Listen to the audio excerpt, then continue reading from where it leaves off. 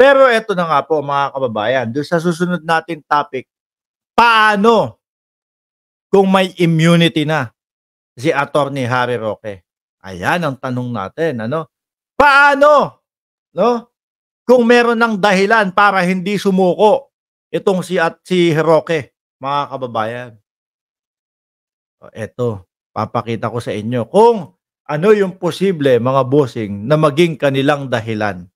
Ha? Ulit nga muna tayo dito. Dati po si Attorney Roque, eto, medyo malusog po, no? Ito po yung namamayagpag pa ang SMNI at libo-libo pa yung nanonood sa SMNI.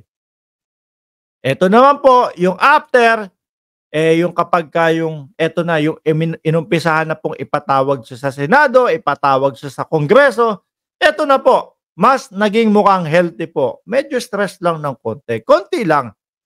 Pero hindi po papa-apekto yan, ano? Nako, mamamayat lalo siguro. So,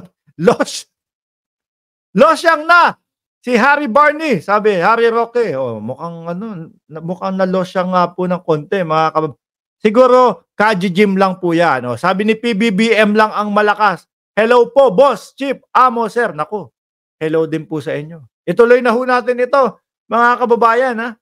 Ito po, nakikita ko, malamang ito yung maging dahilan nila. No? Ito na! Oh, naku. Ay, saglit lang. Hindi naman si Harry Roque to Si Harry Roque to Akala ko naman si Harry Roque o ano daw tong ganap ni Harry Roque? Hindi niyo po ako makukulong. Hindi daw po siya makukulong, mga kababayan. Akala ko naman si Harry Roque na magdadahilan. Ulitin natin Alam niyo po talagang yung totoong Harry Roque ayaw pakulong. Ito din daw po. Hindi niyo po ako makukulong dahil meron na po akong proteksyon. Ayun, may neck brace na. Nako, malamang ho sa alamang mga kababayan kapag ka namataan na at nakita na, nahuli na, nadaklot na o nadala na sa Kongreso ulit itong si Attorney Harry Roque, mga kababayan, bigla hong ganyan din po. Although nakakatawa ito, mga bossing, nakakatawa ho ito, mga kababayan. Pero malapit po sa katotohanan ito. No? Malapit po sa katotohanan na magkaganito si Attorney Harry Roque, mga bossing. Kung makita mo naman, si Kibuloy, ilang araw, 16 na araw, na nandoon sa kanyang loob ng lungga, pinahirapan ng ating mga kapulisan. Idagdag mo pa yung pagtatago niya bago siya arestuhin, bago siya kunin, bago yung 16 days. Tapos nung nahuli, biglang, pwede bang i-hospital arrest nyo na lang ako o house arrest nyo na lang ako? Malamang sa alamang ho, mga kababayan, ganito din po, no? Ang kahinatnan ni Attorney Harry Roque. Sabi ni Smack 0915, yan po si Harry Roque. Ayan, tuloy natin. Yan. Hindi nyo na po ako makukulong.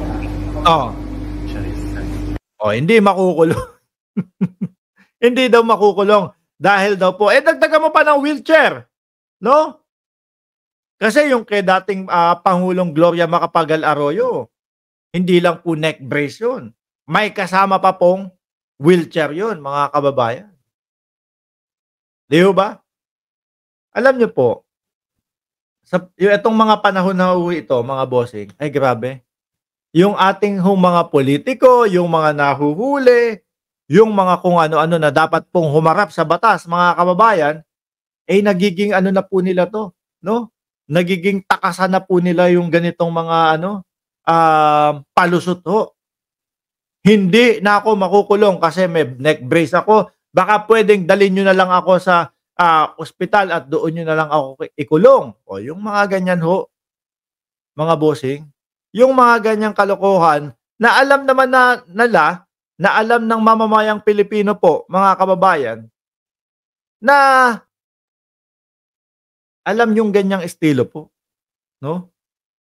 Alam yung ganyang estilo. Basahin natin yung komento ninyo. Isang play muna, tas basa tayo ng komento ninyo. Hindi nyo po ako makukulong Okay? Dahil meron na po akong proteksyon.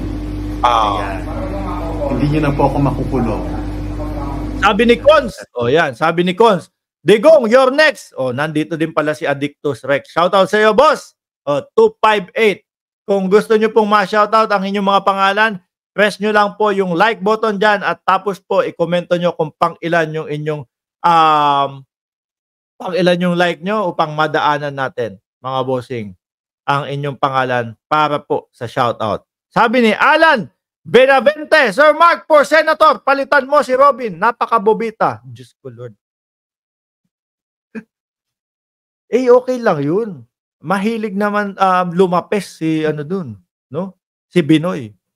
Mahilig lumapes o at least hindi nasasayang yung mga inihahain na pagkain doon sa Senate.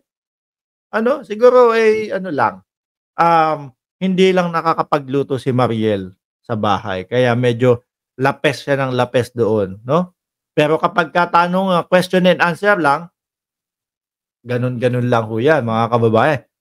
Chill na chill ho yan. Tapos tabay pag tinanong, ako po'y nasisiyahan doon sa Batikusan, no? Ni Alan Peter Cayetano at ni sino ba 'yon?